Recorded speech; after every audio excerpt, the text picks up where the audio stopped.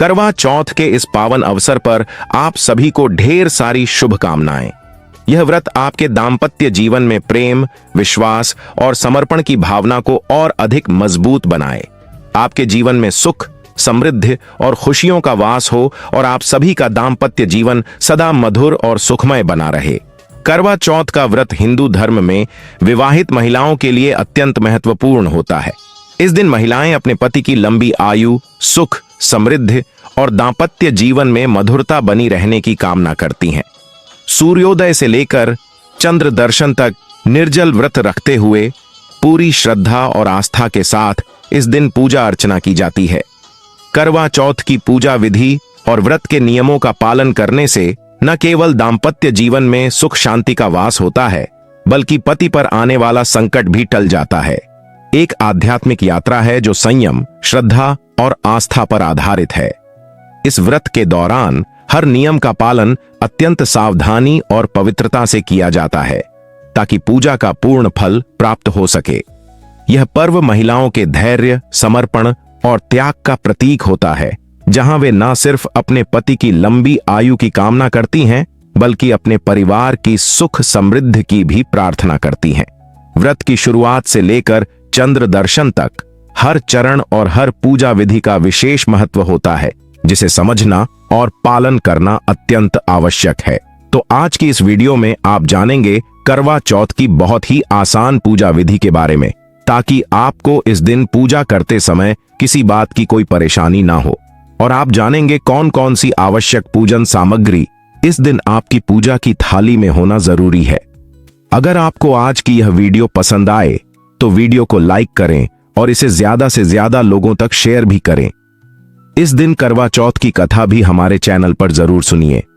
करवा चौथ की पूजा के लिए आपको चाहिए मिट्टी का करवा और ढक्कन, पानी का लोटा, गंगा जल, दीपक, रुई, घी, धूप दीप, चंदन, कुमकुम, रोली, अक्षत, फूल, कच्चा दूध, दही, शहद, चीनी, हल्दी, चावल, मिठाई, चीनी का बूरा, मेहंदी, महावर, सिंदूर, कंघा, बिंदी, चुनरी, चूड़ियां, बिछुए गौरी बनाने के लिए पीली मिट्टी, लकड़ी का आसन या चौकी, छलनी और बहुत सी जगहों पर चंद्रमा को अर्घ्य देते समय जल के लोटे में सरिया भी लगाई जाती है।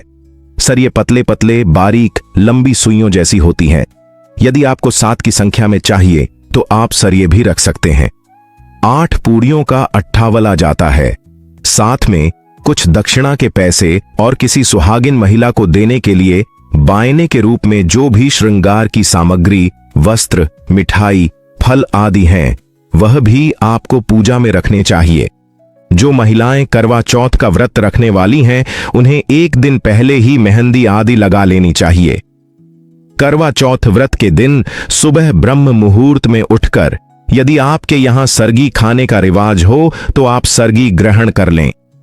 फिर व्रत के दिन प्रातः स्नान करने के बाद साफ स्वच्छ लाल रंग के वस्त्र धारण कर और श्रृंगार कर संकल्प बोलकर करवा चौथ व्रत का आरंभ करें। मंत्र है मम सुख सौभाग्य पुत्र पौत्रादि सौ स्थिर श्री प्राप्त्यर्थम करक चतुर्थी व्रत महम करिष्ये। आप स्क्रीन पर देखकर भी इस मंत्र को पढ़ सकते हैं। संकल्प लेते समय अपने हाथ में पुष्प, जल और अक्षत रखें और संकल्प लेने के बाद इन्हें माता पार्वती के श्री चरणों में अर्पित कर दें।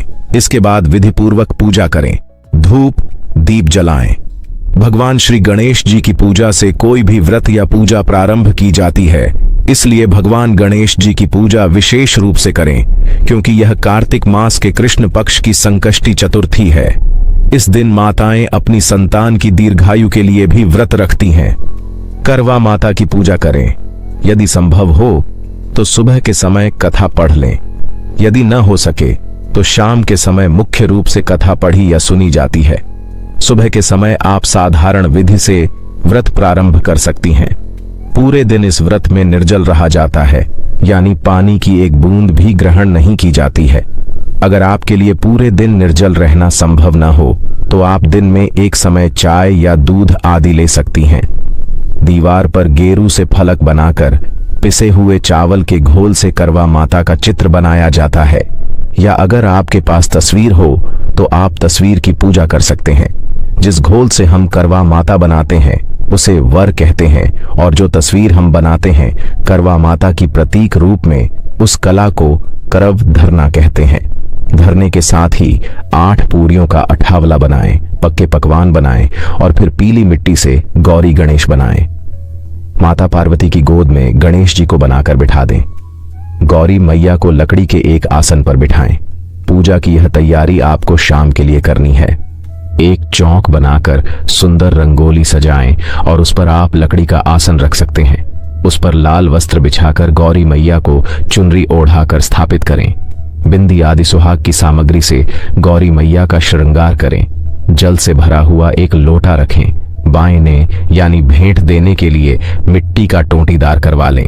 करवे में गेहूं और ढक्कन में शक्कर का बूरा भर दें। कुछ लोगों के यहाँ मेवे भरे जाते हैं और कुछ जगह अक्षत या खील बताशे भरे जाते हैं। जो भी आपके यहाँ परंपरा हो, आप करवे में उसे भर सकते हैं। उसके ऊपर कुछ दक्षिणा जरूर रखें। रोली से करवा पर स्वास्तिक बनाएं।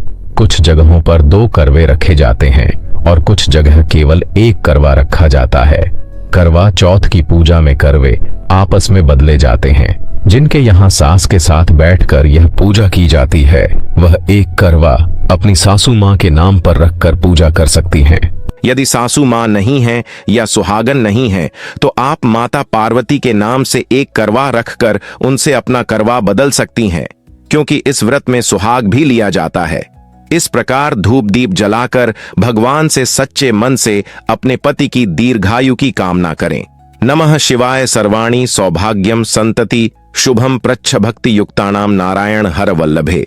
इस मंत्र का पूजा करते समय जाप करें या सच्चे मन से माता पार्वती से प्रार्थना करें।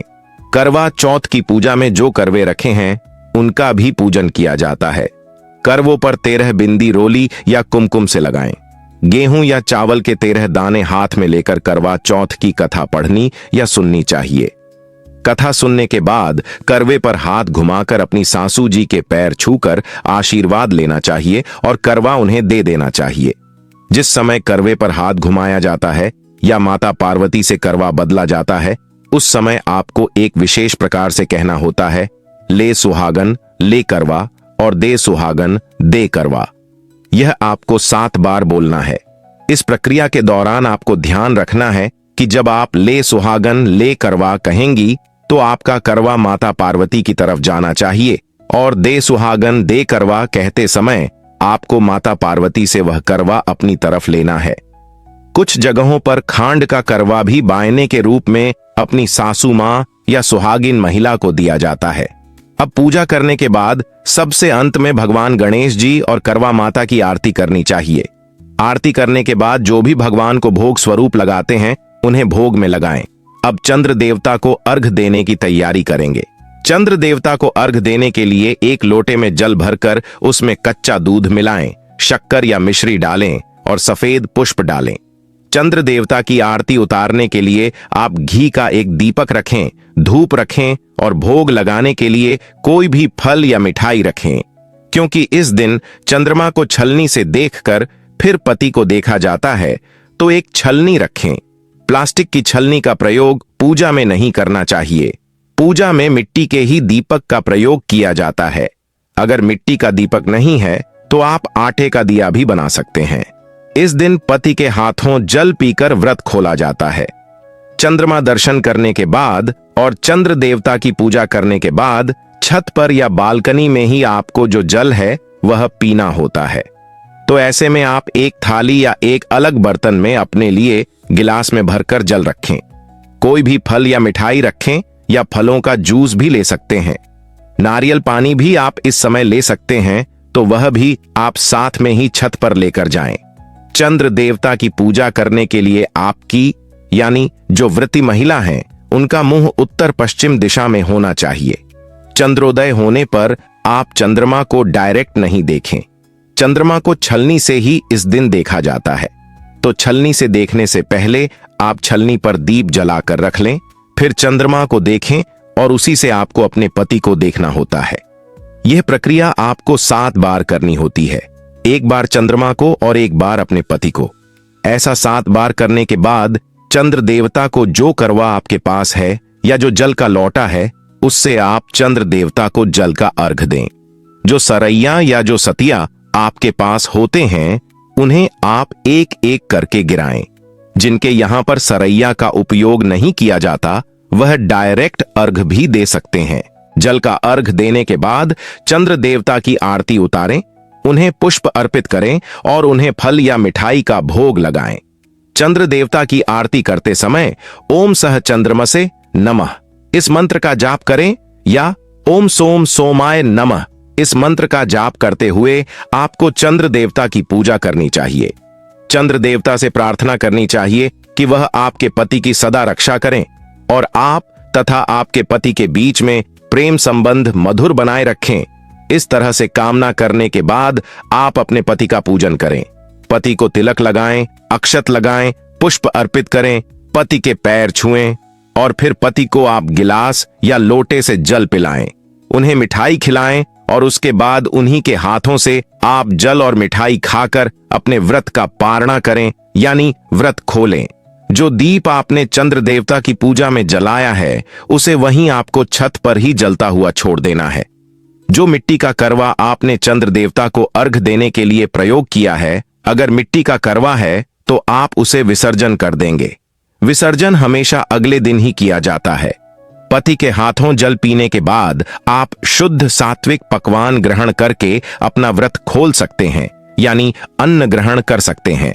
अब आप कुछ खास उपाय भी इस दिन कर सकती हैं, जैसे कि करवा चौथ के दिन पति पत्नी को सुबह शिवलिंग पर बेलपत्र और माता पार्वती जी को लाल पुष्प चढ़ाने चाहिए। इस दिन आप शिव पार्वती जी का गठबंधन भी कर सकते हैं। ऐसा करने से वैवाहिक जीवन में अगर परेशानियां चल रही हों तो वह बहुत हद तक कम हो जाती हैं। यदि पति पत्नी साथ न कर पाए पूजा, तो कोई एक भी कर सकता है। सर्गी ग्रहण करते समय महिला का मुंह दक्षिण पूर्व दिशा में होना चाहिए। वास्तु के अनुसार पूर्व दिशा को सूर्य ग्रह की दिशा माना जाता है और दक्षिण दिशा के स्वामी यम होते हैं। जो भी भेंट स्वरूप बायना आपने निकाला है, वह आप व्रत का पारण करने से पहले ही किसी सुहागिन महिला को दे दें। यदि आपके घर में कोई सुहागिन महिला नहीं है या आप अपनी ससुराल से दूर रहती हैं, तो आप उस बायने को भेंट स्वरूप निकाल कर भी रख सकती हैं। बाद में जब भी अवसर मिले तब आप उस सामग्री को दे सकती हैं। यदि आपके आसपास कोई ऐसी महिला नहीं हो या आप ससुराल में भी नहीं भिजवा पाए, तो आप किसी भी गरीब सुहागिन महिला को यह भेंट स्वरूप बायना दे सकती हैं। लेकिन ध्यान यह रखना होता है कि जिन्हें आप एक बार यह सामग्री देती हैं, कोशिश करनी चाहिए कि हर साल आप उन्हीं को यह बायना दें। अगर आप इस विषय पर और अधिक जानना चाहते हैं या करवा चौथ से जुड़े नियमों और अन्य विधियों के बारे में जानकारी प्राप्त करना चाहते हैं, तो हमारे चैनल देव भक्ति की शक्ति पर इस दिन अपलोड होने वाली बाकी वीडियो जरूर देखें। आपको यह जानकारी अच्छी लगी हो तो कृपया वीडियो को लाइक और शेयर करना न भूलें। आपके सुझावों का भी स्वागत है। धन्यवाद और अगले वीडियो में फिर मिलेंगे।